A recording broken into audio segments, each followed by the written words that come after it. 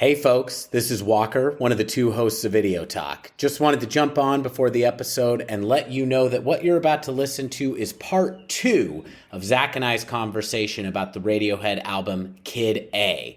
Now, in the first episode, we discuss a lot of the conception and background of the album, what made it such a massive shift for the band, and in this episode, we launch right into a song-by-song analysis. Make sure you go back and listen to part 1 if you haven't, and enjoy part 2 of our discussion about Kid A.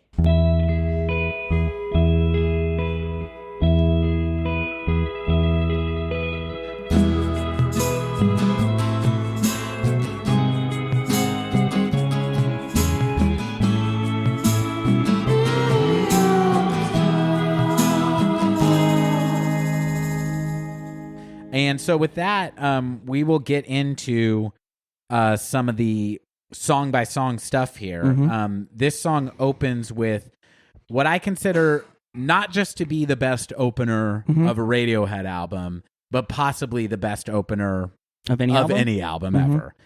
So this starts off with Everything in Its Right Place, the opening track to Kid A by Radiohead. Wake me up inside. So right away, Zach is mouthing along. Right away, we see the band is in a different phase. Tom's vocals sound very different. You got Ed saying, "Wake me up inside." I've been living a lie. There's nothing inside. So Zach, what do you think of this as a new direction for Radiohead? I don't know. The mix of the guitars is like really front and center. Yeah, and, absolutely. Lyrically, we've gone in a different direction. And you can see why this was divisive. A lot of people were like, this doesn't sound like Radiohead. This isn't Radiohead. No. This is Evanescence. I had a friend who thought they were called Everessence, despite my ample corrections I provided. And one time he said it again for like the 15th time, and I was like, it's not fucking Everessence. You're like, this is my favorite band, and you will get it right. No, I knew they were bad by that Now, point. I'm sorry. I was having a little bit of fun, listeners, and Zach did not laugh on mic, but if you had seen his face when that first pumped through his headphones, you would have known why I was excited to do that all day. I was looking up in terror. I thought you were going to go, fuck, why did I do that? No, I earlier today, for some reason, just thought that would be really funny to do. And I think I was right. Now, were you into Evanescence, or was that... Because I was very into that when it came out. I did not immediately think they were dumb. So, I mean, I was into a lot of stupid stuff. I have no shame in admitting the dumb things, but I was never into them, but I didn't immediately go, this is stupid. Or we might have used a worse word for stupid back in those days. Sure. We're not going to say what it was. Oh, yeah, absolutely. We don't need to. But listeners, we hope you're not even thinking it. But no, I mean, that for me was very exciting because it was like, oh, I'm a Christian, but this is like some hardcore shit. Oh, were they? Oh, yeah. They were like Creed. They were like a band that started out as a Christian label. Or Red Hot Chili Peppers. Yeah, exactly. Yes. Or Cannibal Corpse. Yes. It's like, I mean, they were one of those bands that was finding mainstream success by being vaguely Christian. Like, wake me up inside. Frozen inside without your love. Exactly. It's like you can definitely apply a Christian message to that, or it can just be about anything, really. Also, like Lifehouse. With that song, I'm falling even more in love with you. I think they were like, this song's about God. Right. It's really about his girlfriend's vagina. But it works as a double. Yeah, exactly. The original lyric was, I'm hanging by a pussy here with you. And it's just about when the pussy is too tight.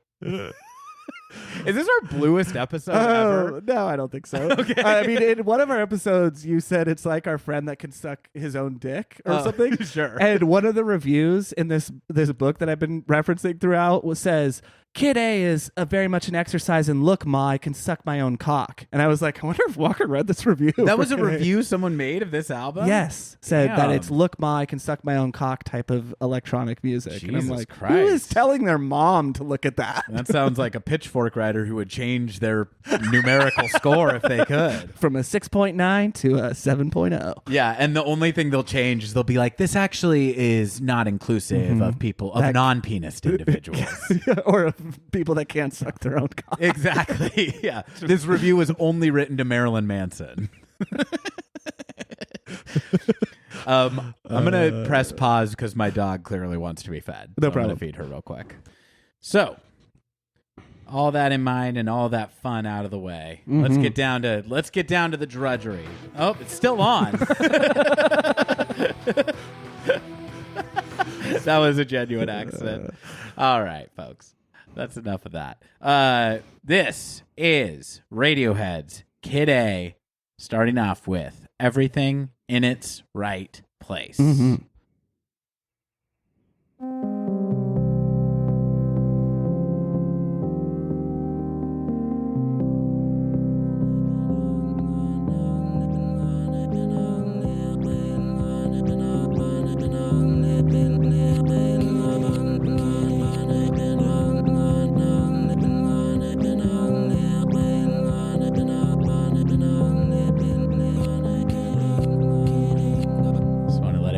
For a second before we put in the background.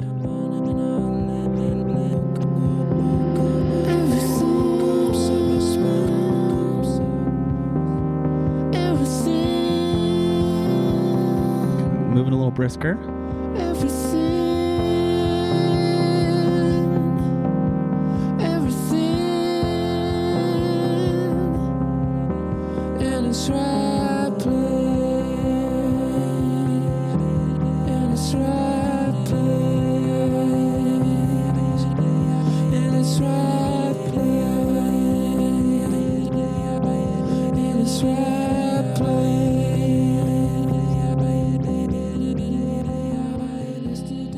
Everything in its right place. What do you think about this, Zach?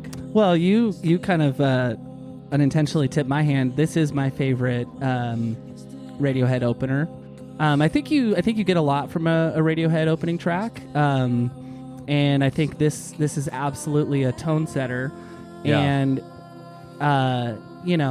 there's a lot of YouTube videos. There's some writing online about what key this song is actually in. Okay. Because in Western music we're used to a song having a tonal center, right? Like, and even for people that aren't musicians or whatever, like a great example of a song is "Wish You Were Here" by Pink Floyd is in the key of G, right? And it has there's different chords in it besides the key of G.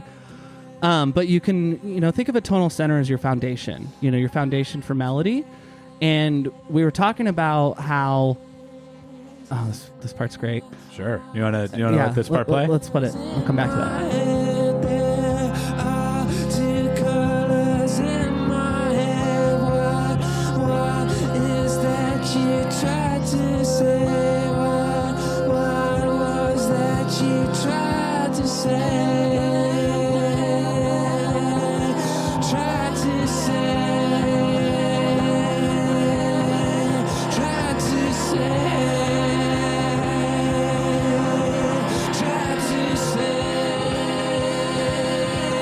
Got chills. Right, and here it switches to like a kind of major chord. So we're pulling to F, but we're bouncing between C. So basically, just to kind of normalize what I was trying to say, there's not a solid foundation on this. You can sing along, and there is a little bit of a melody, but and I'm going to go to my notes here. So everything in its right place. This is in terms of kind of the music theory aspect, but so it's in the key of C Phrygian. So Phrygian is a minor scale, but so it's written in the key of C Phrygian, which is the second most popular key amongst Phrygian keys, which is a scale type that is used in metal a lot. So Metallica would use the Phrygian scale a lot. Okay. And it's the 52nd most popular key among all keys. So it's not high in terms of keys that are used in popular music. F Phrygian. C Phrygian. C Phrygian. Okay. So it's similar to the C minor scale, except that it has a second flattened note, right? So chord progressions in Phrygian often rely on the major chord built off its second scale degree, and we can go on and on here. But basically, what I took from that is, okay, so it's a very uncommon key type used, right? And I think it does strike your ears that way. But what's more interesting is there's a YouTube video, I forget the channel, maybe we'll put it in the notes, but is a woman playing this song on piano, and she demonstrates that lyrically there might be a bit of word painting going on in the second verse, if you could call it that, of there are two colors in my head. She said if you trade that word out for tonic, and a tonic is what I was saying, guys. It's your tonal center. It's your foundation that your ear goes, oh, okay, I kind of cling to that. She said, replace the word color with tonic. There are two tonics in my head, because he's just bouncing back and forth, and there's so much. And what that creates is tension, right? So that song is beautiful. It's interesting. It's funky timing. But it's just a tone setter in that it creates a lot of ambiguous tension. Even the way it builds to its finale. Try to, and then it just kind of levels out. And I think that Kid A goes a lot of different places. It's beautiful. It's melodic. But I think I love that song for its cleverness and the vocals and everything, but it just sets such a tone for what's to come in the same way Airbag did. But Right. Airbag is heavy on guitars and all that. So that was quite a bit, but those are my thoughts on that song. No, that's I don't have the technical vocabulary to add anything to that, but I think that's really interesting. I also think it's a real tone setter for what we said too, in terms of the approach to the lyrics on this album. The lyrics to that song repeated several times, but the lyrics are everything in its right place. Yesterday I woke up sucking a lemon. Sucking on lemon. Sucking on a lemon.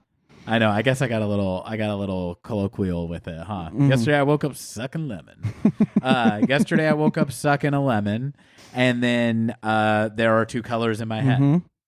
And that's it. And right? and I get so much out of that song, even on the motifs that he repeats. Each one to me invites a different feeling, and a lot of that may have to do with the way he sings it, but there's so much feeling given out of that song. I feel like I'm getting into a bit dramatic here already, but like it gives me so much for how little is there maybe lyrically.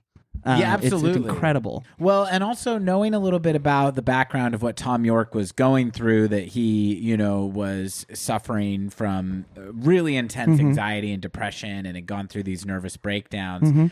To me, this song sounds, whereas a lot of the lyrics on OK Computer and some of the lyrics on this album are kind of looking at the modern world with, I think, an air of disgust and fear.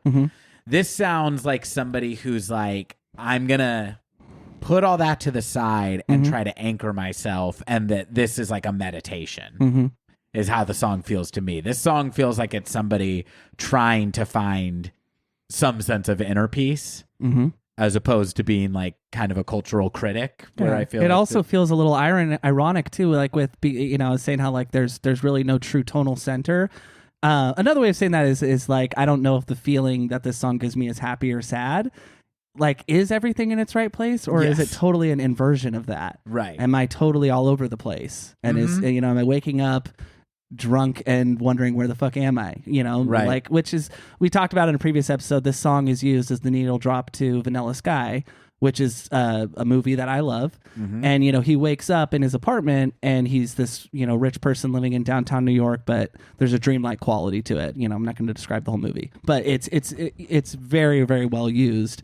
I think in terms of what it makes, at least this listener feel, and then how it's used in that movie and other movies as well, too. Very, very, very, very good song.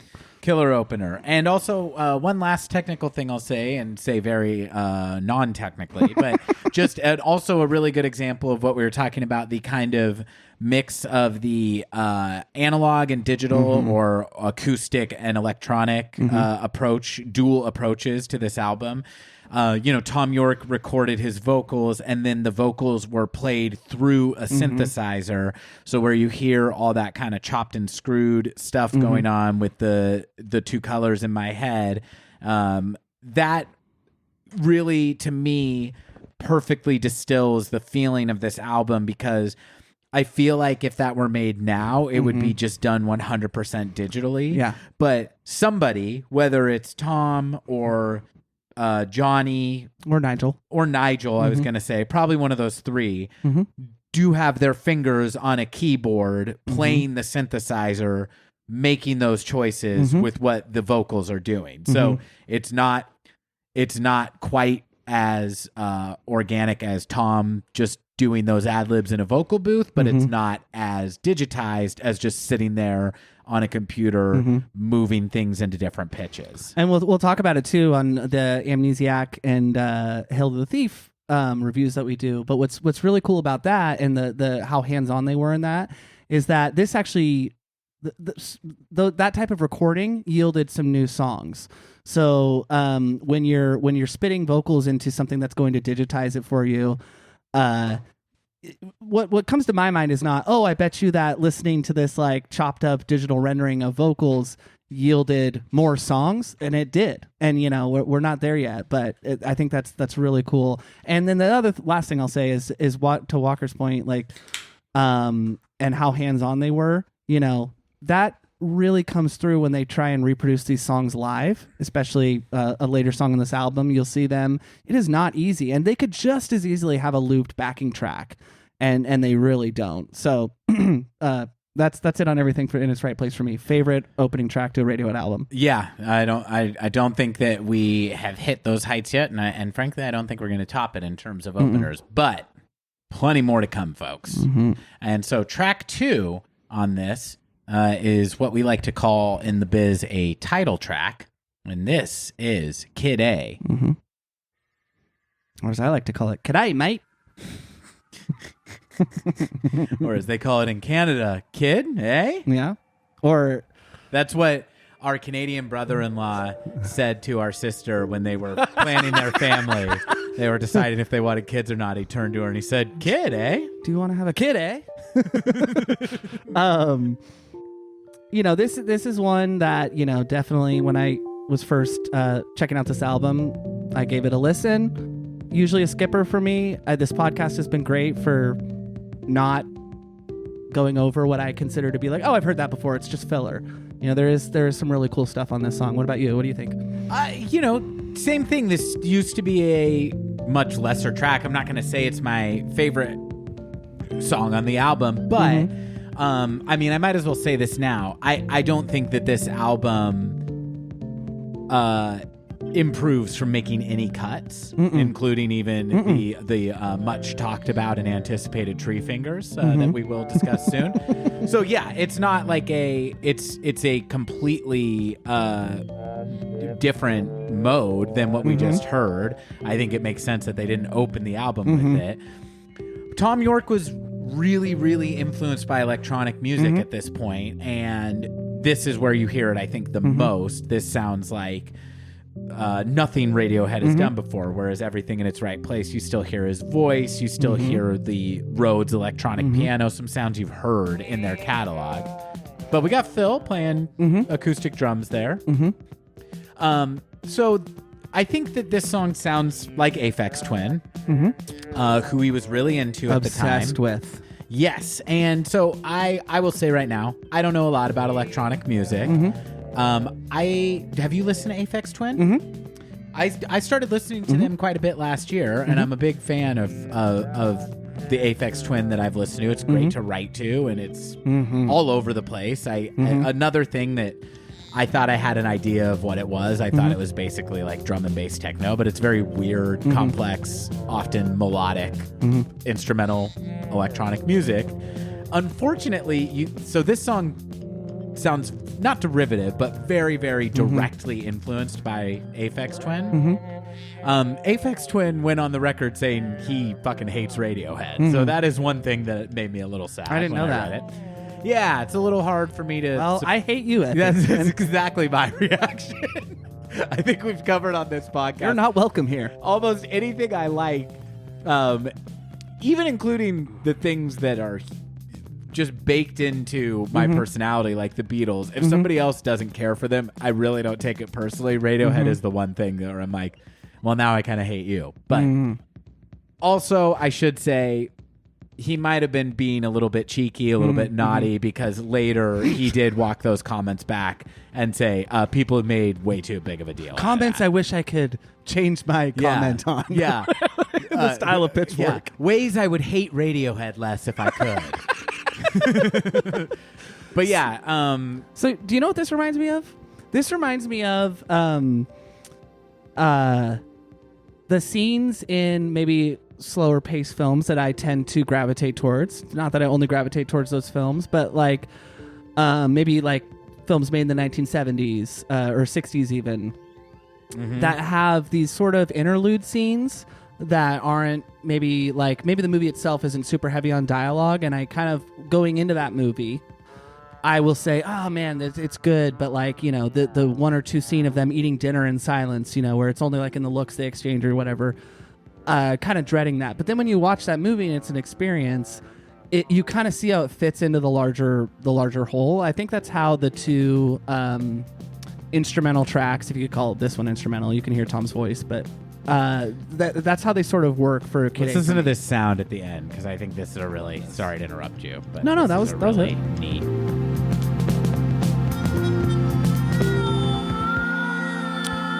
Very Christos Ponderesky. It sounds like a synthesized sample of like a baby crying to me. Mm-hmm. I know it's just an instrument. That's a very Johnny Greenwood addition, who we should mention too. We were talking about Aphex Twin. Johnny Greenwood's primary, I would say, inspiration and person that he has cited the most frequently would be Christos Ponderesky. Apologies, listeners, if I'm mispronouncing that. But he would be the gentleman who composed a lot of the songs for The Shining. And you see that influence on his There Will Be Blood film score. Oh, which yeah, also absolutely. borrows actually parts of Christos Ponderesky's music. And I think that, you know, I just want to say too, guys, like guys and girls, folks of all ages, there is, you know. So this is, so if you're an all-ages non-binary, podcast. this comment is not directed to you, is what you're saying. No.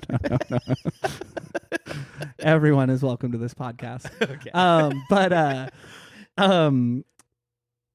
Goodness, I forgot. Johnny Greenwood frequently cites that composer as one of his primary influences. So as sparse as the guy is on interviews and things like that, I think that we have a tendency as people to say this is this, that is that. I certainly do that. I look for patterns and I align them. But at least with that one, I think there is merit to it. As far as hearing the Shining soundtrack and Radiohead's music. Absolutely. And this song is used as original soundtrack in the HBO television series The Sopranos. Mm-hmm. Yeah. Do you remember that? Yeah. In the episode No Show. Mm-hmm. It is the second episode of the fourth season. Mm-hmm. And I was looking at the synopsis here. And it's the one where... What's going on in season 4? Well, let's see. Meadow is debilitatingly depressed from the death of Jackie Jr. Let's see. Okay. Well, that's all we. I mean, that's Carmela begins her flirtation with Furio. Furio. Okay. Ralphie and Janice's relationship starts to get going. Oh yeah. Right, and so you can see. So just think about those things when you listen to the title track on Kid A. Oh, also, Christopher is appointed to capo of Paulie's crew. Patsy resents it. He's been made longer than Chris. But in any case, I definitely. I was looking for something in the synopsis of this episode that directly tied it to Kid A, and I couldn't really find it. You know, I was a Radiohead typical fan. Sopranos episode. Well, I mean, Sopranos' use of music is fantastic. I agree, absolutely. And you know, I was a Radiohead fan before I had ever watched The Sopranos. But I remember hearing this and having it a vague familiarity. and being so embarrassed that I couldn't place it, even though it's like a filler track on Kid A. Sure. But I think, as we've said, it's even what you may consider filler becomes essential. And the way I've come to really appreciate these songs is, and listeners, get ready to roll your eyes out of your head, but is by owning all my Radiohead albums on vinyl. Yeah. So that when I put it on, even though this album is divided into 4 sides, which is a very interesting choice because I think it definitely would fit on 2 sides, but Radiohead's very deliberate like that. They want you to They want you to spend more money and buy more vinyl. I guess Those so. capitalist pigs. Yeah, exactly. Man, so they claim to have left politics, yet they use money in exchange for goods and services? Radiohead, a band, a capitalist. Yeah. Supposedly, this is the national anthem? Ha! Speaking of which, listeners,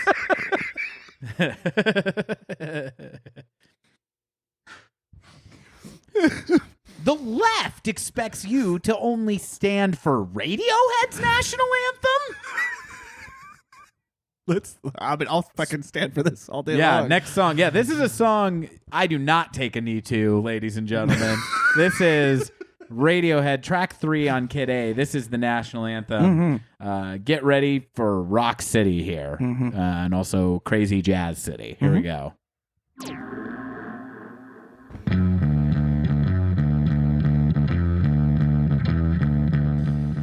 So I'm just going to say before it kicks in too heavy, this bass line is something that goes all the way back to Radiohead's early days in high school. Tom York wrote this bass line and would jam it during their practices. And then it comes back all these years later. I've seen you play this song, I believe. I do know how to play this bass line. Drop D on a guitar or No, it's just standard? on the open D string of the bass. fret 3, then fret 4 or something like that? Are you just doing a slide yep. up or? This is fret 4, then you go fret 3, fret 2. Oh, okay. Yeah. Wow. So there it's change. It drops a half step that last.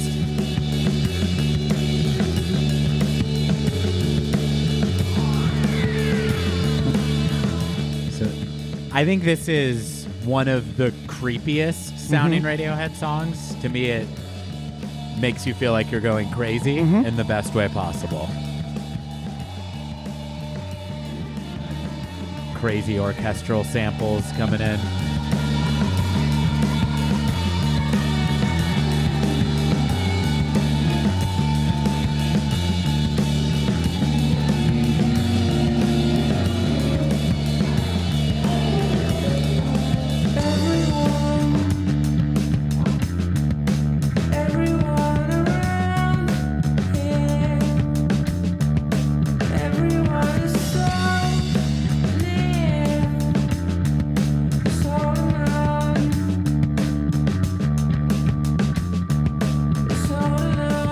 For our new Radiohead fans, the dog bark is not in the original album cut, Yeah, but if it you kind of pick that worked, up. honestly. Yeah, this song is very chaotic.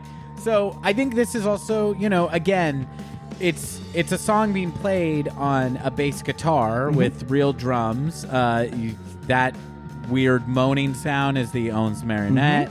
So there's a lot going on, but this is kind of incorporating a technique in electronic music where a loop repeats over and over, but instead of it being on a synthesizer, it's being played on a bass. They're playing it with real drums. They're taking like an electronic music approach to a full band Radiohead Well, song. it's so and interesting. live, Yeah. well, sorry, I talked over the Oh, no, horns that's okay. again. It just keeps building. I'm just gonna rewind to where those horns kick in though, because it's so exciting to me.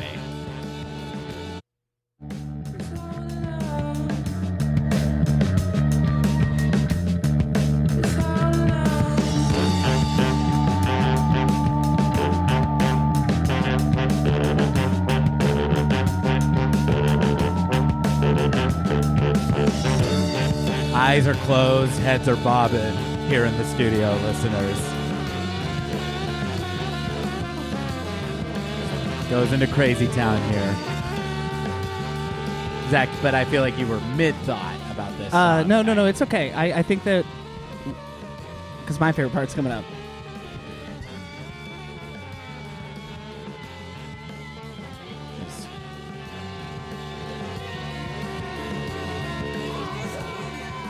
That's my favorite part. A rare Tom scream. And I just love his vocal affectation on it. We get traces of the previous two albums there, I think. Oh. And what he's saying there, listeners, is holding on. Everyone is holding on, And it's, I feel like we're back in kind of that OK Computer of just like, I'm barely making it here in this fucked up world. Well, and this is my anguished scream. Yeah, and we talked about while it. I'm going about my dumb little business, you know. We talked about leading into the song. We made some cheeky jokes. This song to me, of course, you could read the lyrics of any song, any certain way, but this is where I think we really start to fit into maybe like more societal commentary. What's interesting though about the writing of this song is that I think it has a very nice flow, as sort of like, big fish eat the little fish kind of metaphors, so to speak. Sure. But a lot of the lyrics of the song and in Limbo and Optimistic were randomized. So even though they fit together in this really poetic nature that seemed like this broad critique of not only capitalist society, but just modern society, Western society maybe, it's totally there. But I think what's really cool is that you can kind of see even the artists themselves, the author themselves, might not have been aware of how they were kind of chopping things into this poetic order. Did that make sense? It makes total sense. I'm holding right now the book Fear Stalks the Land. Yes. Which is a collection of lyrics and poems and just kind of, it's like basically like a collection of Tom's kind of brain dump from the recording of this album and the next album that we'll listen to, Amnesiac. Mm-hmm. And I just opened it to a random page, and it shows exactly what Zach is talking about. I love that Crazy. So much. So wild. The instruction given to this horn section was to make it sound like a traffic jam. Mm-hmm. And I think you can really hear that. But yeah, just the randomization of it. So here are lyrics for everything in its right place. And it's, I am not hearing straight. I cannot be hearing straight. I must be completely stone deaf. You see, yesterday I wasn't hearing it straight, but today everything is in its right place. Right? None of those lyrics are in the song. But then over here on the next page, it says, yesterday I woke up sucking a lemon and there are two colors in my head. So, and then this phrase, the title of that last song, the national anthem, that phrase appears in the lyrics of this book over and over again. So there were these little turns of phrase or these themes that Tom was working with that you see appearing over and over again, and then we're all thrown into the blender. And I do think that's a really cool thing that it fits together so well, but it's randomized. And I think that's it works because he writes from such an opaque place where you can't ever pin down exactly what he's talking about. I think this one, though, this album and the lyrics on it, even more so than Amnesiac, even though they are kind of one session, I think the visceral maybe violence in the present in the lyrics, like heads on sticks, cut the kids in half, stuff like that are not at all, not talking about acts that should be committed or will, but there's a lot of like visceral sort of allegory that I think speaks to broader economic and climate issues. Yes. And also things taking a turn to the right in England and America at this time. Yeah, very much so. Like, that even though we joked around that it's pre 9/11, but they seem to know. They are, I think, politically responding to Bush and Blair. To Blair, big time. Yes. And so... Because this is pre-Bush's election. Right. Right. And... Not to say that they're happy, but... Well, no, it came out... From what I've read... That's right, huh? Yeah, so from what I've read, I think Radiohead had a general dejection with exactly what you were talking about in our previous episode, that like you make shitloads of money and you don't know what to do with it and the system is what it is. That very frank interview that he gives on Meeting People is Easy. I think it's an amalgamation of those feelings combined with political discomfort is what I would say. Right. And it is interesting that even though this is pre-Afghanistan and Iraq war, the imagery is becoming much more imagery of warmongering, violence, and like an appetite for violence. I think that's like a lot of what he's talking about is not just like, oh, look at all of this grotesque violence. It's talking about some of it's from the point of view of somebody who's like bloodthirsty, you know, and they want to see it. Now you may say, listeners, our large contingent of warmongering conservative listenership, and we love you too. what is a Brit, leading a rock band? Why are they telling me, making these observations and potentially preaching? Well, the thing I love about Tom York then and now is when faced with, hey, you're pointing these things out, you're using visceral imagery or whatever, what's your solution? I read an interview with him from Hail the Thief, and he said, I don't know. Why are you asking a musician what his solutions are? Which I was just like, maybe that strikes differently with some people. I'm not saying that he should have said that, but that is one of the best flip the answer back to I've ever heard, when they're like, so what's your solution, Mr. Poetic writer here pointing things out wrong with the world? He said, I don't know. That's why I'm in a fucking band. Right. And I think the person who's being told to shut up and dribble or asked what to do, if they flip it, I think that's okay with me. Absolutely. And also Tom York is being modest because I think he is very active in left-wing politics in England and like is something of a political activist. I also think for sure. Art is an important piece of raising the consciousness of things like that. Raising a consciousness of issues of the day. It's amazing that they're able to do it in a way that doesn't feel stuck in its time. It's also unfortunate because it means that climate change is as pressing of an issue. Yeah. But we keep referencing climate change. It's right now at this point in the album, it's maybe being addressed in a way of general unease. But there's a song coming up here that addresses climate catastrophe very directly. Not to mention the album art. So listeners, hopefully you've at least gotten that far. So the cover of Kid A is certainly, Antarctic, poles, whatever. But, there's clearly like a Mount Doom sort of volcanic eruption happening in a, an Arctic wasteland, and then a very red sun rising. So I think that there's sort of that disconcert with the climate, the literal climate, with the album art. Yeah, Radiohead doesn't, for a band that has a song called Optimistic on this album, that never seems to be the way they are kind of projecting the future to their listeners. But all I was going to say is not only do I think that like socially conscious music or music that, raises issues is as important as any other form of activism.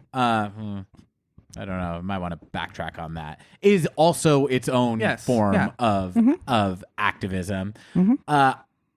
People only ever ask that question to entertainers in either sports or TV and film, or music. Is, well, why are you talking about this? You're an entertainer.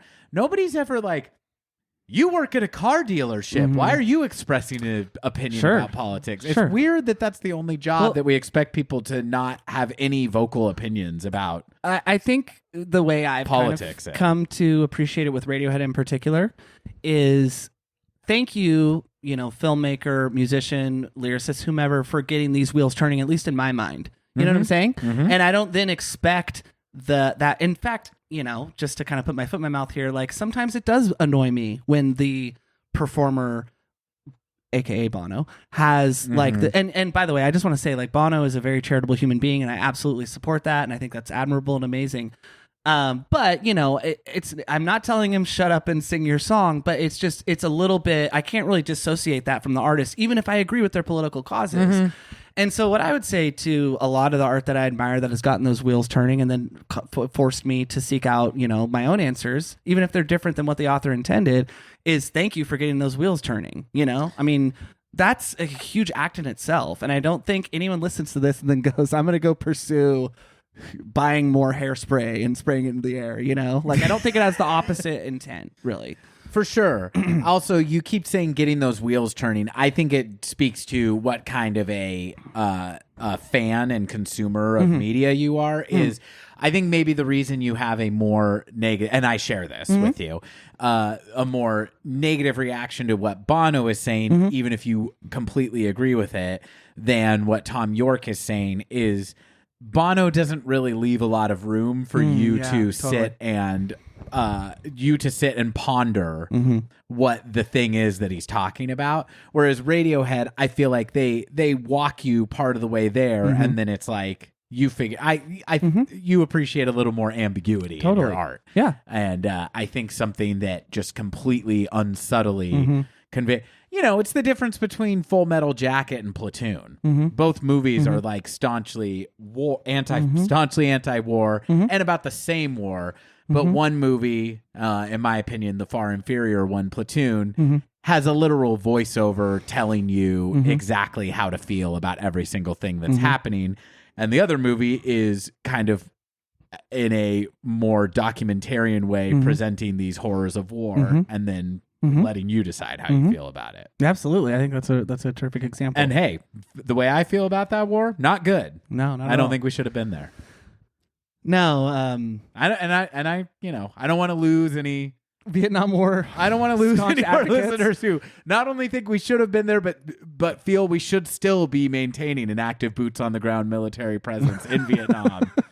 I want you to enjoy the podcast too. I certainly don't want to alienate you. Walker already knows about this, but listeners, if you're looking for a far superior Vietnam War film made by the same filmmaker, Oliver Stone, who made Platoon, I watched Born on the 4th of July this week, and I would say it moved me tremendously. Okay, I got to watch that and get back to you. Yeah, that's all we got on board on the 4th of July. Yeah, all right. So up next, we have what I consider to be possibly the most direct.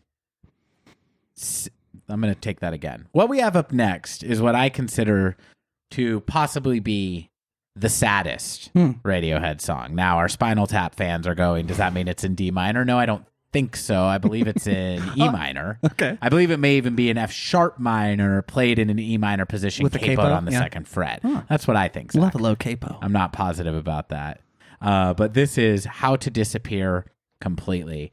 And I think the opening salvos of this song is a good time to maybe share if you have any thoughts about it before it really kicks off. It's moody. I know that this is a song orchestra they were kicking around for a while. I do like that we get a break from maybe some of the very electronic sounding sort of instrumentation, and then to the national anthem, which has this bombastic close to this sort of interlude in a way but it's not it's not without vocals.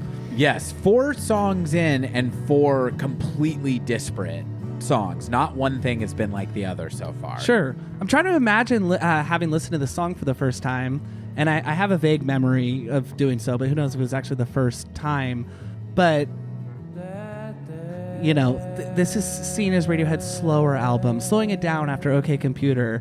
But like you just said, you know, we've had 3 totally disparate songs, and they haven't all been disparate levels of calm, you know? No, the last one is Bombastic. one of their craziest songs ever. Yeah.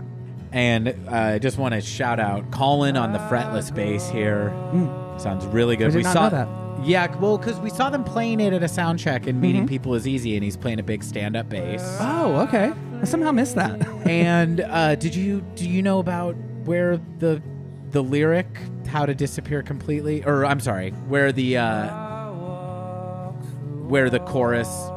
Man, I'm having trouble talking. That's okay. Do you know where the lyrics of this song kind of does have a chorus more than the first 3 that we've heard?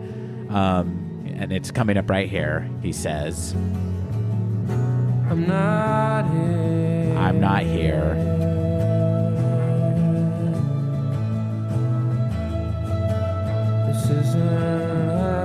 This isn't happening. I also think you can hear those classic Ed O'Brien sustained sort of guitar drones in the background there. So apparently, I'm not here. This isn't happening. Was given to him as something to repeat to himself by Michael Stipe, who he confided in about just like the nervous breakdown he's having on tour. And he said, just tell yourself, I'm not here. Wow. This isn't happening. I don't know a ton about REM, but I think Michael Stipe similarly has struggled with mental health. They both said, too, that he was sort of a spirit guide. Not what's the word? Mentor to Tom York. Yes, and a similarly like shy person put in a very front-facing position, having to find ways to deal with that. Yeah, he was like, hey, Tom, everybody hurts. Just tell yourself that. I love REM. What do you think of this song, Zach? It's good. It's a little bit. I think this might be a song similar to maybe Exit Music and Fake Plastic Trees. That would be like a good sort of introduction to Radiohead, depending on the type of musical listener you're introducing. You know, I mean, it is out there, and the timing is funky with the disparate instrumentation. And these samples right here.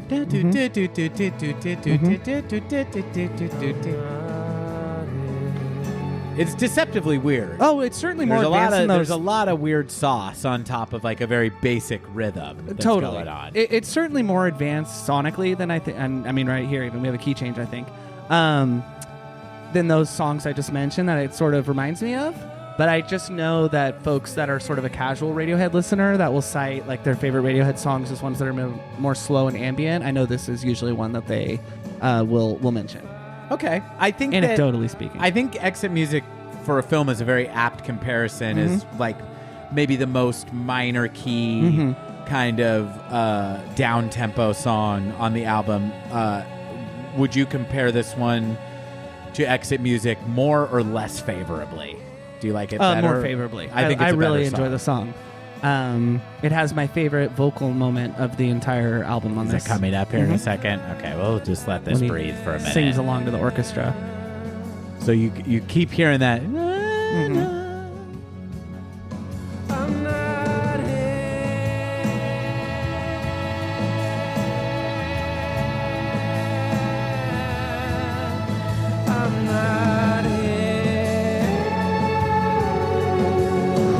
That's it.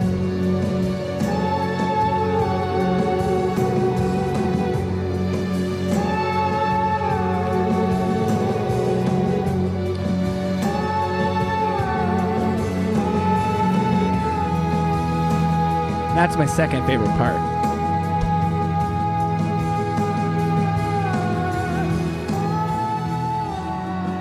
And I love how we start going out of key there with our strings. Yeah. And then right here, they do a crazy vocal effect that we'll let it play and then talk about it. But you hear his voice fading further and further in the background, and then...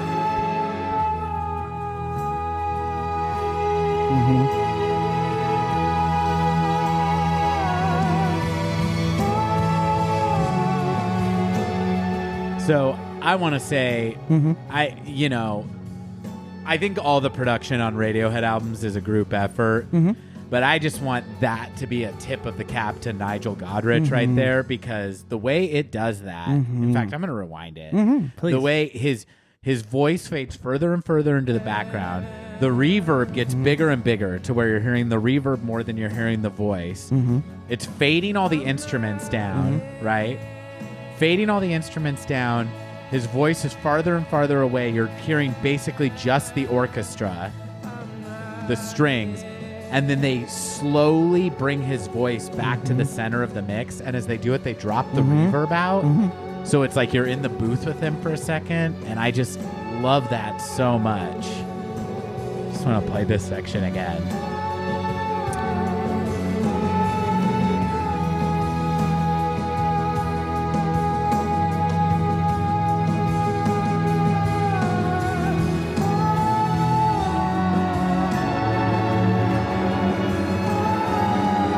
Faded the drums to almost nothing. Faded the bass to almost nothing.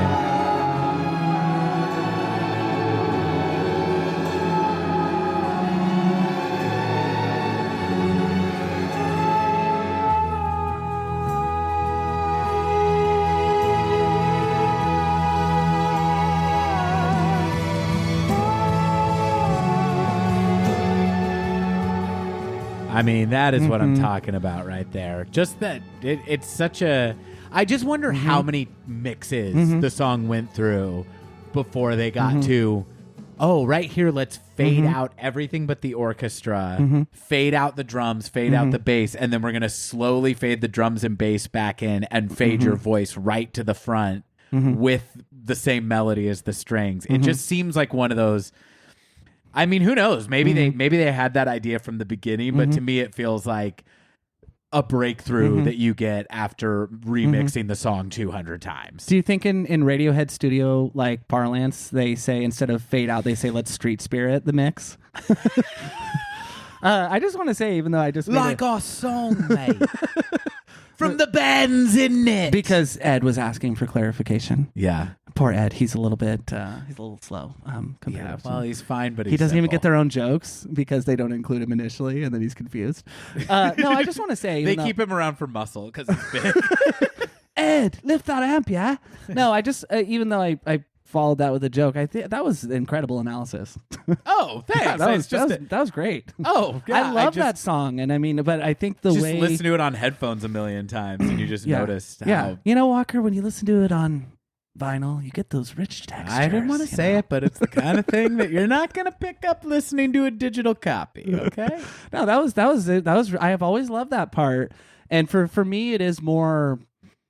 I kind of maybe it's the fact that them playing it live on Meeting People is Easy is one of the black and white moments, but I think it goes far further back than that for me. And I don't know if I happen to be listening in my car and it was raining or something, but it really does remind me of just like overcast weather and what it would be like to be like surfing through those clouds, you know, or something as there's a break in the weather. But it's dark, but it's not so distinctly like rainy and dreary. But I really liked you honing in on the production aspects. That was really cool. Oh, thank you for the compliment, my friend. And yeah, like I said, I think it's Radiohead's, saddest song and the most direct interpretation of the word sad. But, sad music doesn't make me feel sad. Sad music for me goes well with being depressed, but it also goes well with like a more appreciative and open mindset too. To me, sad music, it kind of is a way to experience those feelings the same way you get catharsis from a horror movie. It's like a safe way to feel those feelings without having to be in the depths of your own shit. Sometimes I'll use it to, as a bit of like an unhealthy coping mechanism to kind of help plunge me further into my feelings. Sure. But like usually what the result is, with Elliott Smith and with certain Radiohead songs is what I'll take away from it is, tremendous inspiration can be taken from this as well. Absolutely. And that's not a feeling that I identify in the moment, but I think that's kind of how I use it because here I am today. I haven't disappeared completely, folks. Thank you. And we won't just yet because, listeners, now is the moment that I know some of the real heads out there have been waiting for. This is many people's top choice for Radiohead songs to pass away to. And we have amped it up very, very much since the beginning of this podcast. It is time for a little something I like to call tree fingers. Take it away, boys. Take it away, boys.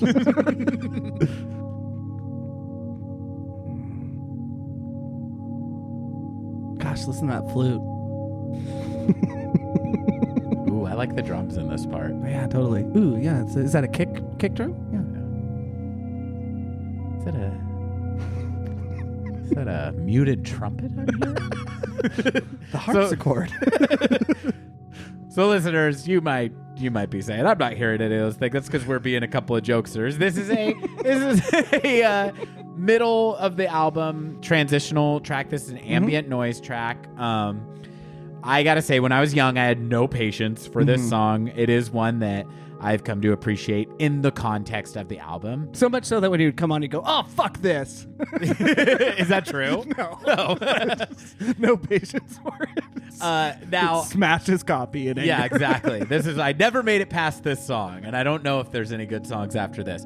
I don't know, man. I was an immature young lad, and I didn't have time for ambient music, but I appreciate it now. Now, I want to know, would it surprise you to know that this song, Zach, is basically an Ed O'Brien joint. No, and taking away all previous jokes that we've made about Ed, I actually think that makes a lot of sense, and I think that it makes sense in both ways. I think it's impressive, and I think on the other hand, I could also picture walking into a massage parlor, Yes, and with dimmed lighting, and that's not to say at all too that this is derivative or uninteresting.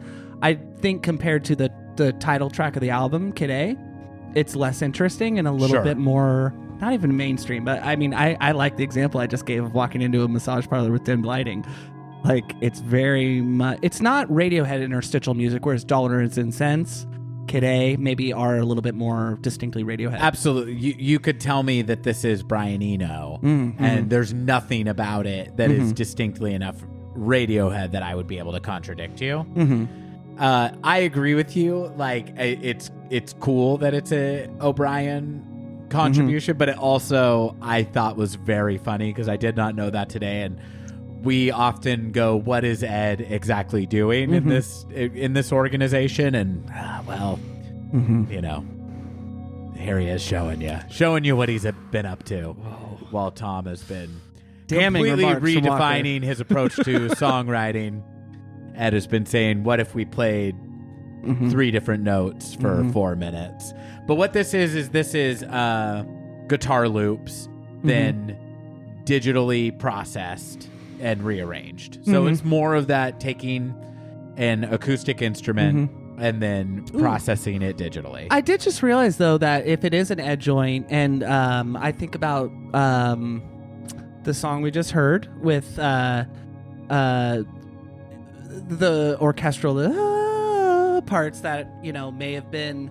I'm thinking about Pyramid Song, and then from the album after that, Hail the Thief, there's a song called Where I End and You Begin that sort of feature those same noises, and it makes me wonder if Ed has anything to do with those textures. And it does make me appreciate Ed, in that regard. I'm sure he does. As much fun as we poke at Ed, Which is a lot. Yeah, that's become the main thing of this podcast. In fact, this song should have been called Ed A.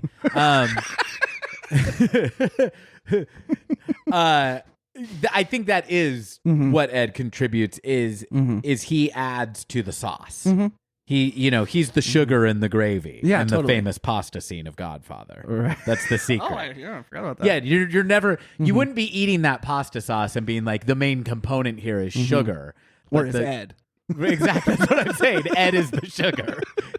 I taste Ed? He makes it better. Yeah. What is this? A little O'Brien in the stew? A little Seminole O'Brien in the pasta sauce? So yeah, that's Tree Fingers. Real quickly, I wanted to say, you said you made a joke earlier about the Tree Fingers subreddit. So this is a post on Reddit that I found today. All right, this was posted 3 years ago by user Careless Importance. Okay, you ready for this? Careless Importance. Okay, yeah. Yeah. All right. Somebody please, dear God, tell me what's so good about Tree Fingers. The song Tree Fingers from the album Kid A is a long-ass cut of ambient white noise that only makes me because bored. I understand if it's a transitional song or whatever, but I see so many people praising it, and I have no idea why. Enlighten me. And then somebody says, it's ambient music, and for being that, it's pretty good. There's way more fucking idiot. boring music than Tree Fingers in the world, and it pads out the record nicely. Cheers.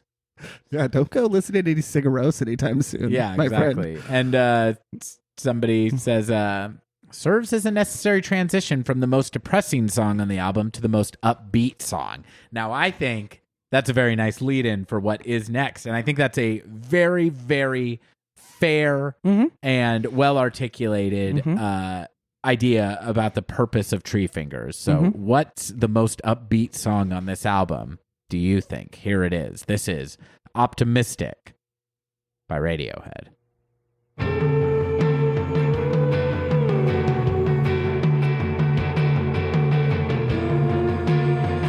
Phil really getting to shine here. So I have a little... I wouldn't even call it a hot take, but to me, this song has moments of reminding me the most of OK Computer of any on the album. Yeah, absolutely. Just because of the kind of octave chords that are played once things cut down in the mix. It's also the most melodic song. It's also the most verse, chorus song. Well, interestingly enough, Walker, once we get past everything in its right place, statistically speaking, if you make a table of songs that use conventional form, so verse, chorus, Kid A is number one after the OK Computer era. So we see something that's called through composition, which is a section that never repeats throughout an entire song. Okay. In 2 + 2 = 5. So that's a song that has 4 distinct sections that none of which ever repeat. Okay. And future guest of the show, that's me putting out in the universe, Brad Osborne, in his book Everything in Its Right Place, talks about this basically in doing a balance between Radiohead's most complex music post OK Computer and the type of song forms they use. And basically the point he's making is he's like, Kid A is such a departure, and the timbres and the textures and all that are so different than what we've heard before. So they actually return to form, statistically speaking, more so than OK Computer, even with conventional verse chorus. And it's really interesting to listen to the album through those eyes, because it is still like you still struggle to pick out a chorus, I think, at times. But it just as far as repeating sections musically and then vocally. And we really depart from that in Hail to the Thief. That's really surprising. Interesting. We don't get too many codas in this album like we do in the way that we get them in There. Oh yeah, they do become. We a big have fan of the coda soundtrack, starting with yeah. In Rainbows. Yeah. And there's not a single song on In Rainbows that has a chorus. Not a single one. You just blew my mind. Think about Jigsaw Falling Into Place, one of the most cleanly recorded, not a single chorus. Wow. That's fascinating. I mean, I'm a couple albums ahead. I'm sorry, listeners. That's okay. This is also, I was going to say, this is the most 3 guitar song, too. I love this Right part. here. This is my favorite part. Chills.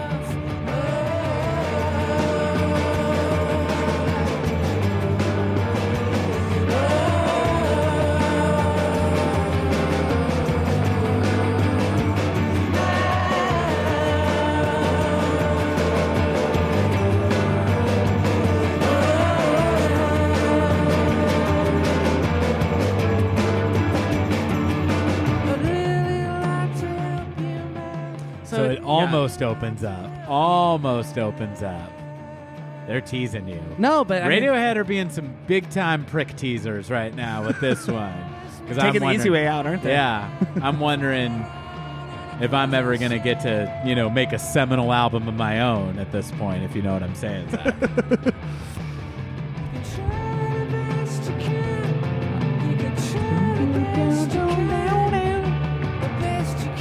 You definitely hear all 3 of the guitar players doing guitar.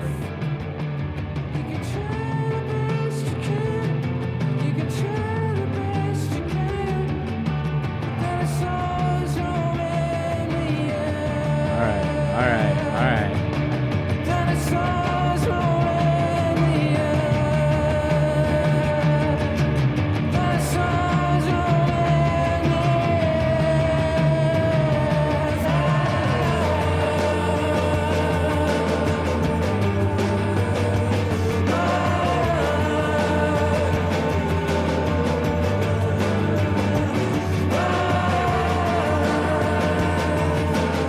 Angry. Very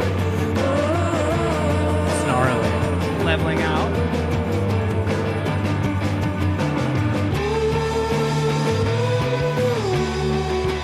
The drums and bass.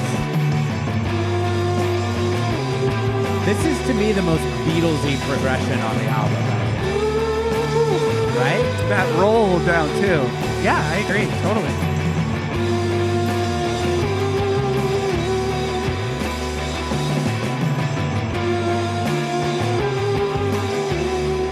I could see it as a John song on Abbey Road. Abbey Road, yeah. It sounds like Come Together. Big time.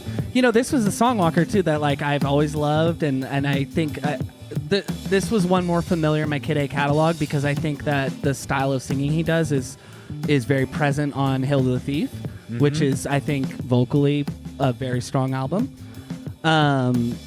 especially the way Tom York lets his sustain go and the you can try the best you can. Oh, I don't want to even try and sing it on this podcast. We hear shades of that and like they're there maybe, which is just a way of saying that, like, you know, belting a note and he's not off key, it doesn't sound flat or sharp, but it's complete trust in the music and in his voice tying in. But this was a song though that I thought I was familiar with, and listening to it for the 27th time or however many times it's been on the way up here, I was like, oh, I forgot that this album fucking rocks too. You know, and I mean it's that thing where it's like, I know how that sounds or whatever, and then you listen to it just all the way through, sequenced the way it is, and it was mind-blowing, you know? Yeah, absolutely. No notes, nothing to add. I love that fucking song. It's so good. We stay in kind of that... Well, I'll just play it. So this is the next song. This one segues into it with no transition of silence between the final notes of Optimistic and this. So... Been breaking our rule a little bit about not talking about future albums. I think we've done a really good job of not invoking Amnesiac. Not going to be able to stop myself here. I think this is very Knives Out with the sort of just downward motion of the guitar. Knives Out famously took them 313 hours to record. Oh, shit. Right there, the do do do do do do do do do. I think it has a very Knives Out sort of rhythm to it, even with the sort of drumming. Yeah, can you tell me what time signature they're playing here? Or? No, I know it's unconventional, but I don't know if it's because their instrumentation is in different signatures with each other. I guess it is. I'm counting a 4 count, but obviously.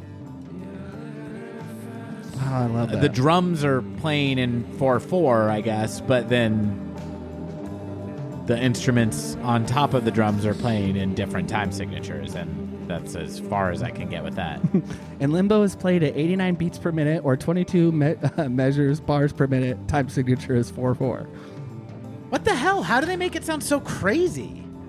You know, I think it has to do with the way that they layer the instrumentation. Like the do-do-da, do-do-da, do-do-da. Doesn't at all sound in harmony with... And I think Tom York really picks his spots vocally very interestingly on a lot of these songs. So I think this is a little bit of a like piece with the last song in that it's another band where you're hearing guitars, bass, keyboards, and drums. The drums sound very natural, too. They sound very acoustic. Yeah. Which I really enjoy. So completely different type of song melodically, but they're staying in the same kind of arrangement. I think what could throw listeners off, you know, including you and I, is that is that a keyboard? That's the Rhodes electric piano. Yeah, I mean, I think the beats that they combine within the guitar is like, there's so much tension and it's very difficult to discern like what key this is in. I think maybe that could contribute to like what time signature is this in. Even though those do sound odd, I think it's really hard to find the tonal center of this song. Do you like this song? I do. I love this song. This one's a sneaky one for me. Same. It's a grower. Cool ending here.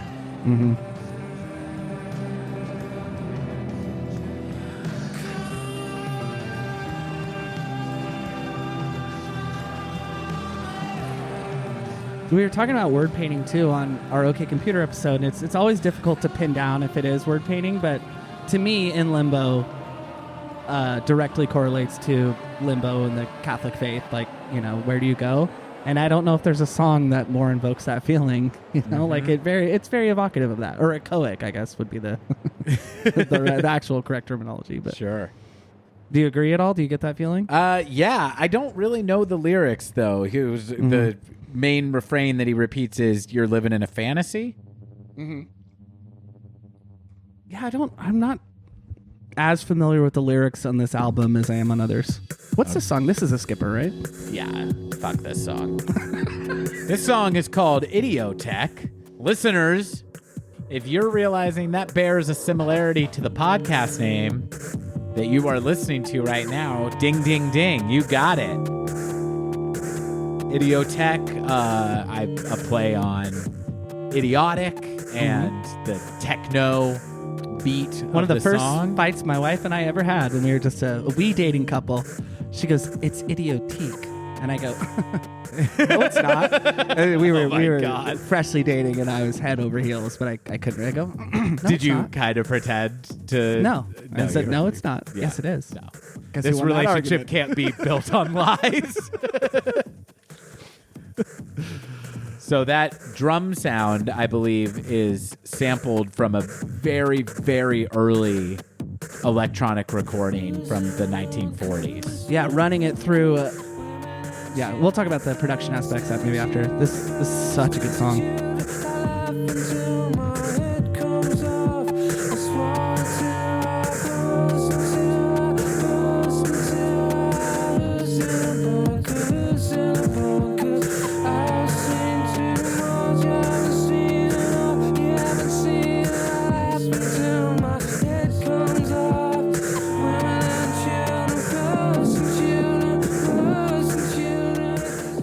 So, if you don't mind me saying, this song is the one that I think is pointed out as most directly dealing with coming climate catastrophe and the,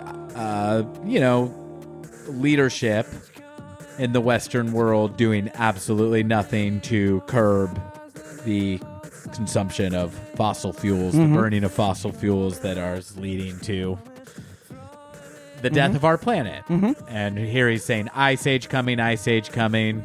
We're not scaremongering. This is really happening. So, this is about as overtly political. I mean, I guess it's crazy that climate change is a political issue, but this is about as overtly political as Radiohead ever gets. Would you agree with that?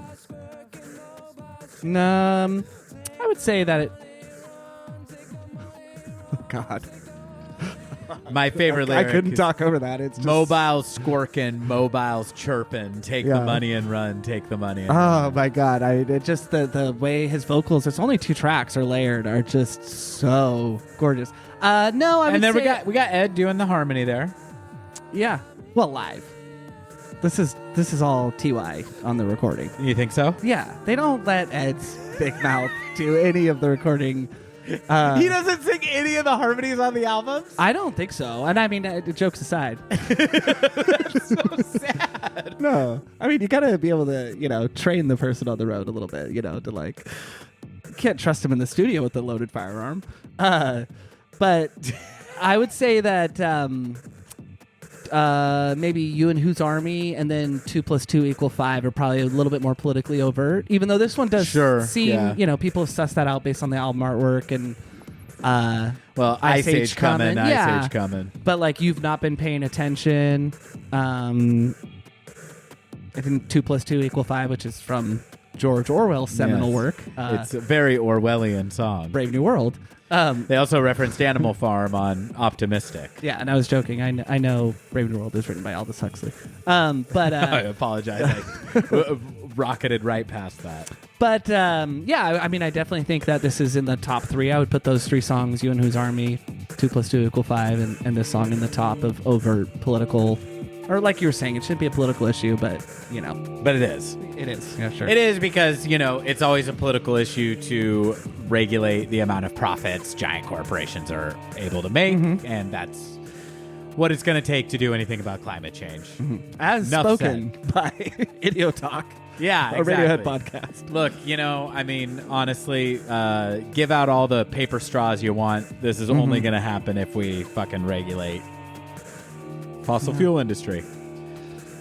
Yeah, I mean it's and it's even interesting too. Like this album isn't dated, but we now refer to it as climate change, and I think in some ways that's been a more holistic term and makes it maybe a little more timeless. The goal isn't to make it timeless to make it marketable, but I think it was called global warming at this time. At least that's how I understood to refer to it. So he's saying Ice Age coming, let me hear both sides. I don't think he's really asking to hear the argument that the Earth has always had climate cycles, but I do think that it's a very raw song to say Ice Age coming, let me hear both sides, throw Right. in the I think furnace. it's juxtaposing how ridiculous it is Sure. to stand around debating this when the catastrophe is Right. upon us. Great fucking song. Well, not to date this episode at all either, but for the first time in recorded history, too, the United Kingdom recorded the highest temperatures since we've been recording temperature. Yes, but that's fine. Listen. As said by Idiotalk and Radiohead Podcast. Yes, but that is fine. The argument against it, right? It's like there's like, hey, the whole planet is heating up. Like large swaths of it are becoming uninhabitable. There's completely chaotic and unpredictable weather patterns. There's hurricanes where there didn't used to be. Sheets of ice are breaking off into the ocean, or and all 61 Olympic-sized swimming pools are breaking off into the ocean. Right, and then there's the counterpoint. That's fine. It's fine.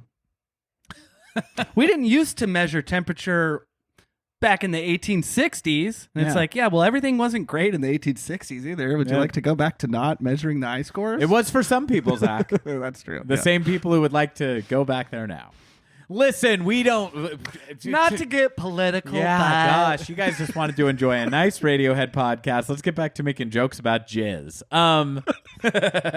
I will say about that song, too, one thing I really appreciate about it is it's one that live, they make it sound completely different. They take all the samples and the loops and they chop them up and make it sound all crazy. Listeners, if you want to give yourself a treat, I would say go watch their SNL performance of that song. Very cool. Really, really cool. What's the other Optimistic or or is it National Anthem they play in that same? I don't remember. Ooh, it's very fun. It's Tom being naughty, as we talked about in our just because. Sorry, the Idiotech they do play, but it's a 2-song set. Why is he naughty? What does he do? He's not naughty. I think it's more that it's the first time we had maybe seen the frenetic sort of dancing and that sort of stuff. So I think that playing any song off of Kid A for your SNL appearance is a bold move. Let alone if you're going to show this new sort of side of yourself. And I applaud him for doing so. Absolutely, it's just it's interesting to watch in context. Yeah, you know what? That's actually a good point to bring up because we talked about last time how uncomfortable he is as a frontman during the OK Computer era. We've talked about all the anguish he was in, but it should be said, I can't speak for Tom and his mental health, going forward from this point, but at least in terms of his performance, he seems to really, really emerge from his shell after this album and embrace the role of frontman. He dances. He has really unusual, cool dance moves. And he seems to improvise vocally a lot more on stage after this. He grows a beard. He becomes more handsome, in my opinion. He kind of takes on a certain frontman sex appeal that was kind of lacking by embracing himself. Exactly. Yeah. Absolutely. He kind of embraces the weirdness of, and the weirdness of his voice too. That it's an unusual voice, and that he's not fighting against what his voice sounds like anymore.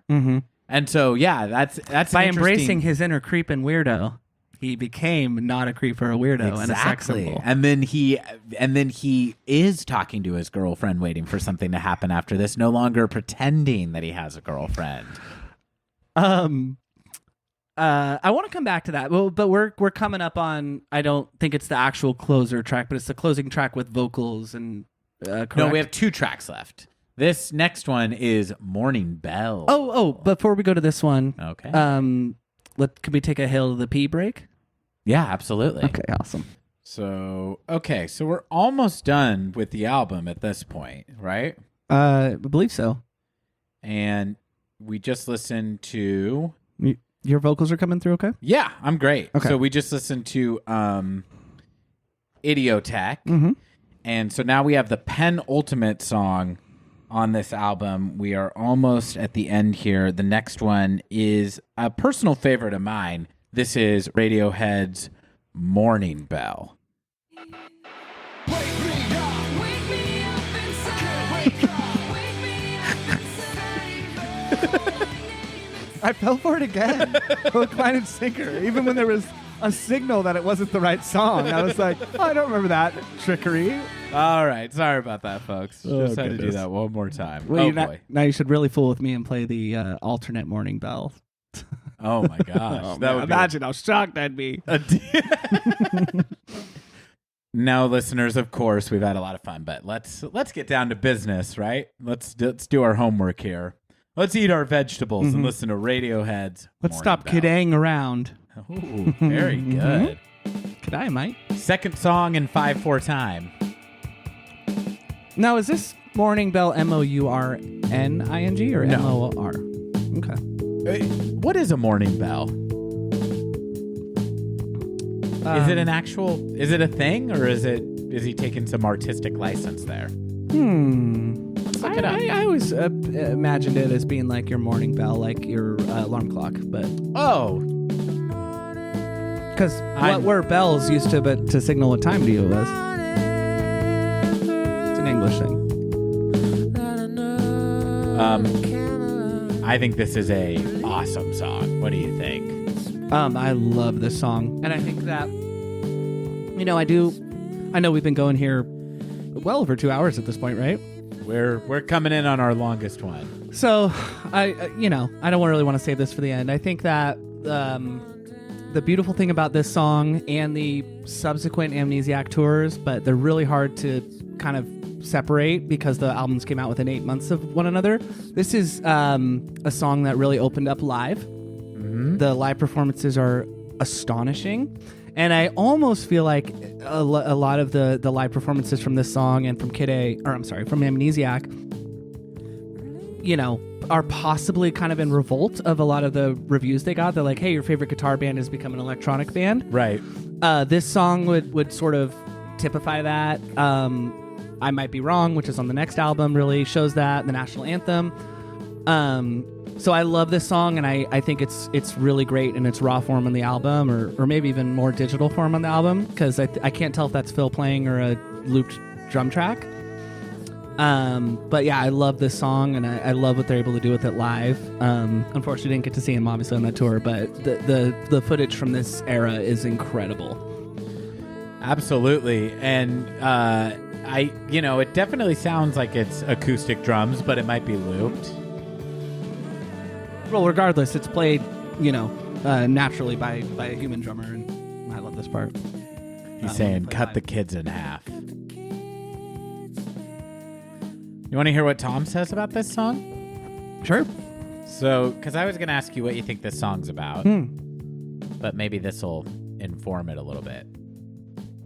So this is Tom York on the song. He says, it's very, very violent, extremely violent.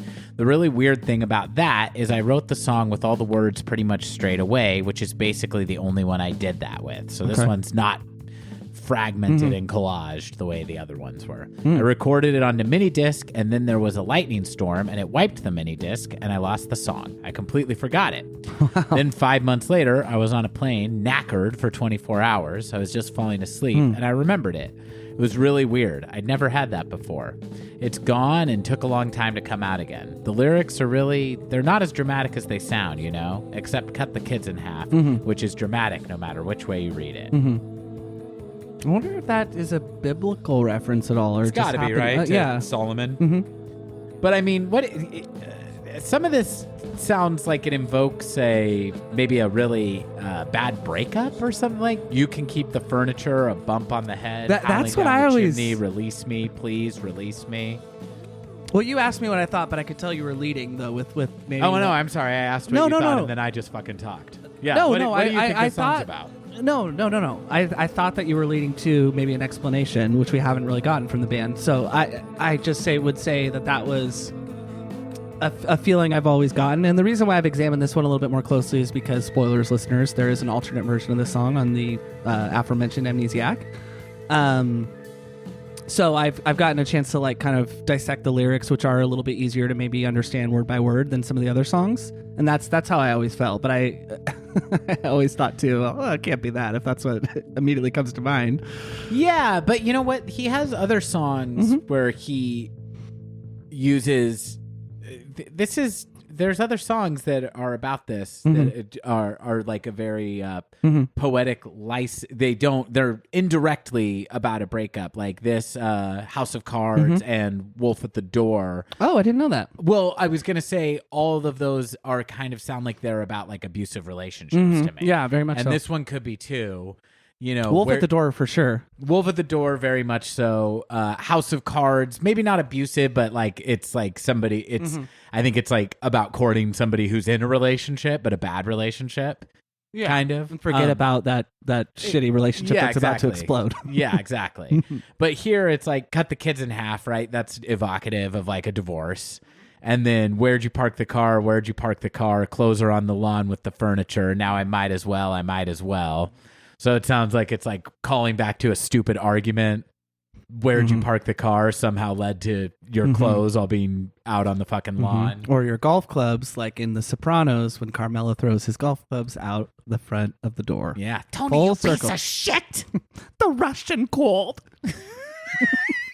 Our son answered.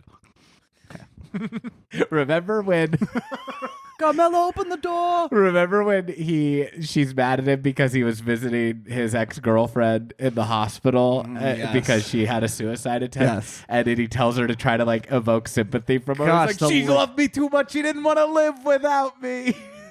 She didn't want to live without me, the poor kid. She goes, you actually want me to feel bad for a slut that fucks you?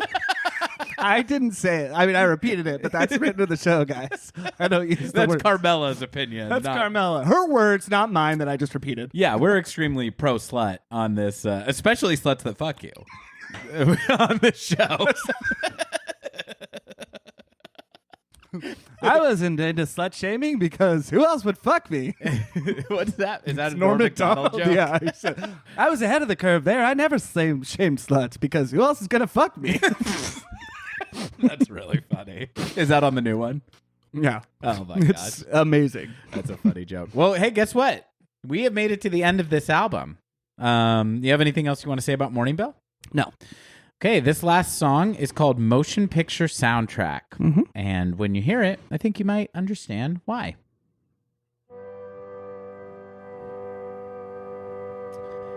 Now, I would maybe put this high on the list of Radiohead songs I would like to die to. Absolutely. I think that the outro especially is very well, we can decide that. I mean, I'd prefer not to be the instrument of your death, but I mean, we could put on a Radiohead song and then you kill me? Yeah. Yeah. But that sucks because it's like then only one of us gets to do it. Who's going to kill you if you kill me? who's gonna kill you? So that was sung to the tune of Who's Gonna Drive You Home. Okay. I don't know. I mean, I haven't gotten that far yet. Kai? We got a couple candidates, yeah. Okay, great. A couple irons in the fire. Maybe she's still pissed about the time you corrected her about Idiotech and she'd like to murder you. No, what's so sad is that I said, I don't think, that's not right. Knowing full well what it, But you were like pretending to be low key about it. yeah, she's like, Idiotique, love that song. And I was like, listen, I love you in my mind. But, but that's not correct. Did you already know you loved Guy at this Yes, point? Okay, absolutely. That's adorable. Yes. Have you And- guys revisited this? Yeah, but I mean, the great thing about my wife is that she's not me. She lets things roll off her back, and she just goes, whatever. Yeah. Like, she Who doesn't cares? care. I like she the doesn't care. song. Yeah. And he never says it in the song, so it's like, it is up for debate. Well, that's why it was up for debate too. Right. She's like, and I was like, just listen, hun. That's so funny. Look, you're a nice girl, but for right now, Shut up. All right, listeners, listen to this right here. Yeah, the flute coming up. And the harp. Oh, you were making a joke because it's so clearly a harp? Yes. Okay. I'm an idiot. Joanna Newsom, I believe, played on the song. Oh, yeah, a little The guest only harp spot. player I know by name. But Yeah, sure.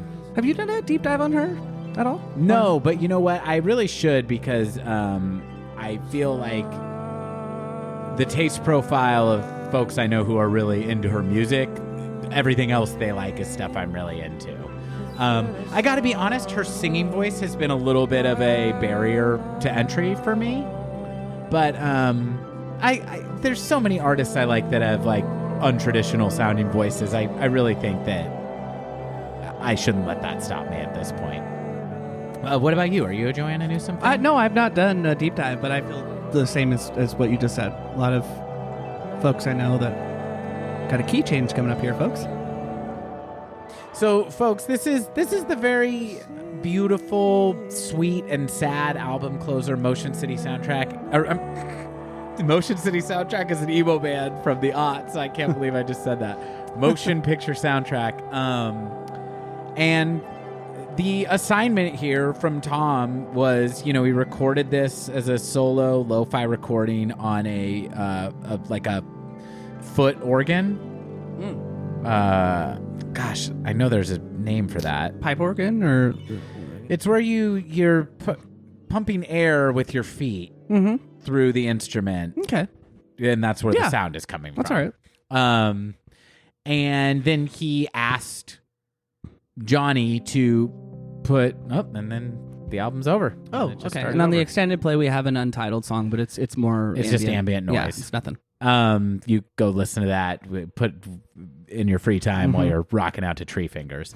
But yeah, so they Tom asked the other members to put samples on there, and they wanted it to sound like a Disney song. And I think you can really hear that. Absolutely. I think it's a gorgeous song.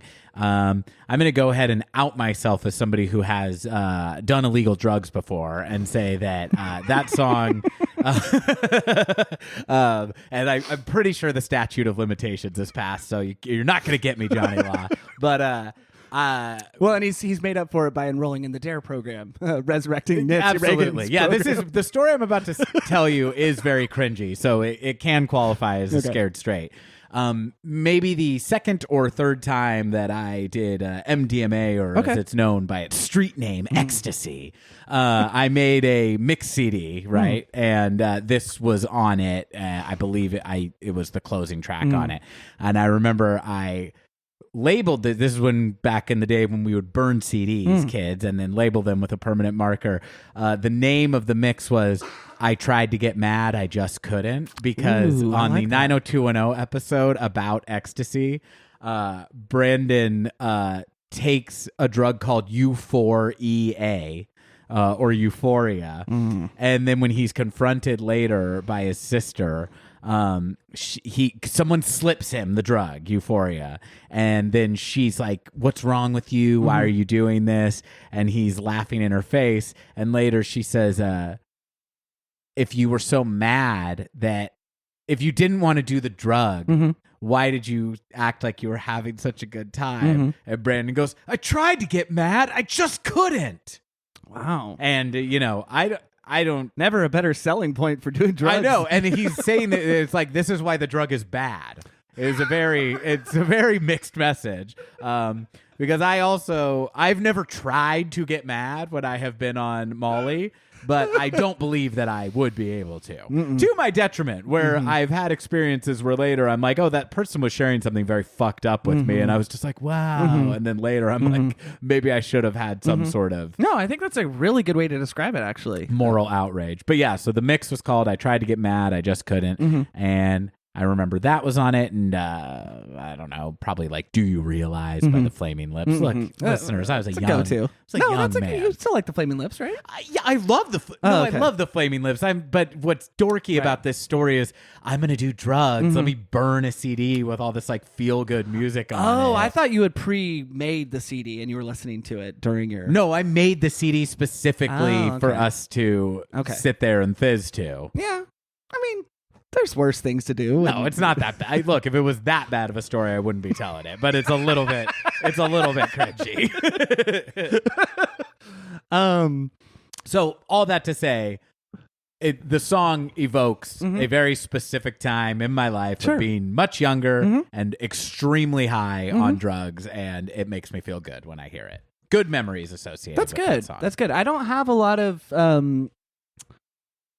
I think you were mentioning on fake plastic trees that is like similarly like not a drug memory, but tied to like a long period of time. Yes. And I don't think that doing drugs and having a song tied to that experience is a bad thing or corrupts it at all. But I guess I am grateful that maybe my memories of sort of listening to Radiohead for the first time are not tied to an experience such as that. I mean, definitely My Iron Lung. I always think of smoking pot because I was, a very young lad in that regard. But I think that sort of speaks to the power of good music, and not just Radiohead's music, but it's certainly just fine if you have these like pinnacle memories or what's the word I'm looking for? first experience memories kind of tied to a Right. song, but I don't know. I mean, it's totally fine, but I think that something that has like that much longevity, it doesn't have to be Radiohead, it doesn't have to be something I like, but that is able to sort of surpass that is really powerful. Absolutely. Yeah, I mean, the thing about great music is you will have these really formative experiences hearing it when you're doing something new, right? Like it's like if you lose your virginity and music is playing, Sure. you're going to remember that song forever, right? Same thing I think if you're taking drugs that if not for the first time that you haven't taken regularly at that point in your life. But great music completely transcends that. You know, I haven't done Molly in at least a decade at this point, and Wow. let me quickly run through my past in my mind and see if that's true. That's okay. I would say it's been Sure. we're coming up on it. I don't remember the last time I did it. I have not done it in the last 8 to 10 years. Yeah. I'll say that. And I still get all the good feelings from that song when I get it. And it's music will make you trip, man, without tripping. Yeah, like an example I could think of too of something that has like a very kind of psychedelic feel, and I wasn't alive to experience this, but 2001, the Stargate sequence is very it's hard to know, like, is this of its time or is the time of it, just visually speaking, like, for folks that have seen 2001, that it's one of the more not even dated aspects of the film, but just visually iconic of the 60s. And I've never done drugs or hallucinogens while watching that film, and I never will, but it sort of like transcends that in a way to where I don't think that the filmmakers or anybody like that was maybe influenced that way, but it's not dissociated from that either. You know what I'm saying? And I don't really know how that connects, but Why are you saying never? You're sure you'll never do hallucinogens and watch 2001? oh yeah. Life is long. Well, no, I mean, I can't say I'm sure what I'm going to do in the future. But you said never. I'll never say never. What if I said, hey, come over, watch your favorite movie, Stanley Kubrick's 2001 A Space Odyssey with me. I'd say that's not. By my the way, favorite have movie. one of these beers that I got for you in my fridge. Or, oh, you're not in a drinking mood? Okay, have one of these sparkling waters. Little do you know, I've laced it with powerful LSD. You're going to make me turn the movie off to fulfill this promise I now mean, that I've drugged you? Or are I you don't going to be know. like, hey, I'm on drugs. We already were planning on watching the movie. Let's I do don't. it. I don't like hallucinogens, so. Well, fair tell enough. them- I'm tell not them really listeners. going to do this. To you. I just- No, I don't think that really connected. Other than that, to say, I think great art for me. It doesn't have to be the same art I like though, but surpasses that. And I do think that there's music I have. The Killers for me are very synonymous with like formative experiences, I would say, and I can't push those out of my mind when I listen to them. And it doesn't mean that they're altogether bad.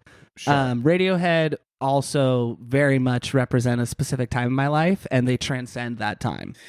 Yeah, absolutely. I mean, look, if you got to be high to enjoy something, then it's dog shit. Yeah, But I mean, being high certainly can yeah. increase or change the way you enjoy something. What an interesting note that we've landed on here. Are we advocating that our listeners do drugs and listen to Kid A? I guess I am advocating. Look, if you don't have substance abuse issues, that's the caveat I'll put on it. If you don't break your sobriety to do this, but if you're a person who is an occasional drug user and you want to have a mind expanding experience, I say roll up a nice doobie or take your dose of shrooms or LSD or your Molly or whatever have you, and get a good pair of headphones and put on fucking Kid A from front to back. Yeah. And if you don't do drugs, do that anyway. I don't do drugs, and I just talked about this album for 3.5 hours. Has it been that long? No. Oh, okay. No, I think that I don't disagree with any of that. I think that Kid A would probably be the album I would recommend. I say Kid A, Amnesiac, and Hail to the Thief would be the three that I would recommend to do that to the most. So, we've only got to Kid A here, so I think that's a fine recommendation. I'm like earnestly taking in your suggestion. I'm not even but yeah, I mean, it was an experience in its own. listening to it with you with over the ear headphones. It's the first time I've done that with another person in a long, long time. And it was really moving. It's a really, really, really good album. I can't say that there's anybody on earth I'd rather do this with, brother. I love you, and I don't know if I've acknowledged that on the podcast, but I'd like to say it publicly now. I love you for who you are and for introducing me to Radiohead. I mean, yeah, that's a big deal. That's incredible. Listeners, we finally got there. We can end the podcast now. We're cheersing mics. Yeah, exactly. This is our seminal episode. We gotta go.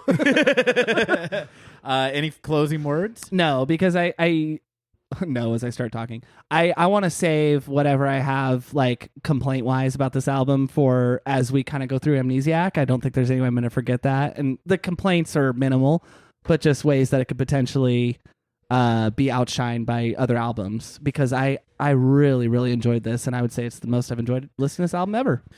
I adore this album. Which one is my favorite? Like you said, it shifts. It's a living document, like the Constitution, which is my favorite Radiohead album. But this is definitely in contention for the top spot at any given time. I wouldn't change a thing about it. And I'm sorry that it was such a painful process for the band, but my God, are we the beneficiaries of it, because it is just a remarkable piece of work.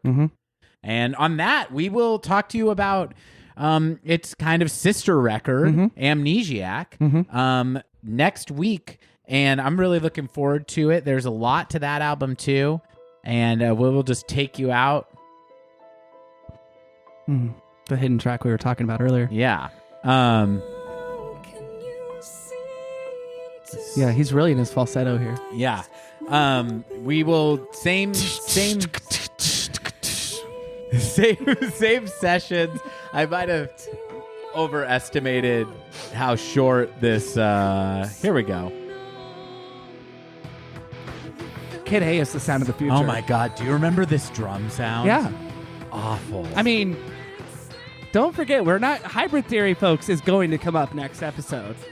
What's Hybrid Theory? Linkin Park's debut album. Oh, Kid A yeah. sounds like the future. It was the future, and not in all the best ways.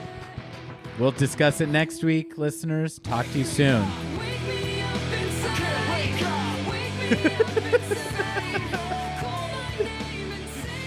Zach laughs off mic every time this comes up. Save me!